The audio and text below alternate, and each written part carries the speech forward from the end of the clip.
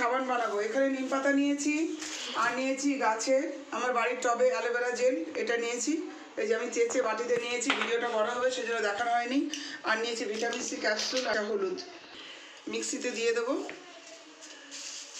এই aloe vera gel দিয়ে দিলাম, আর দিয়ে দিলাম হলুদ। আর এখানে হোয়াটসঅ্যাপ আমি অনলাইনে অর্ডার করেছিলাম, এটাকে আমি কেটে নেব মাপ মতন। এই নিম পাতা, কাঁচি হলুদ, অ্যালোভেরাটা আমি ছেঁকে নিচ্ছি, ছিবড়েটাকে ফেলে দেবো।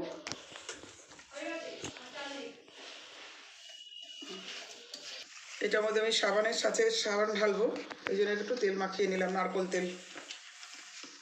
বাটিটা এখন আমি বসিয়ে দিলাম,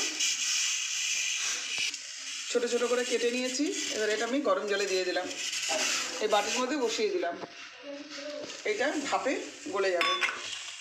এখানে আমি আর একটু টুকরো দিয়ে দিলাম।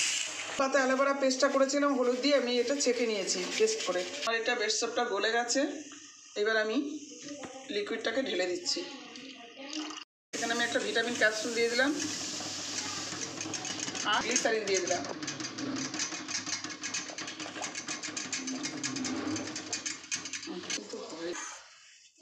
এবার আমি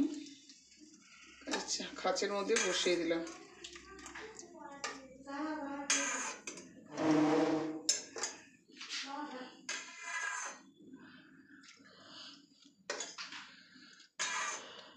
সরিয়ে দেব, সরিয়ে দেব।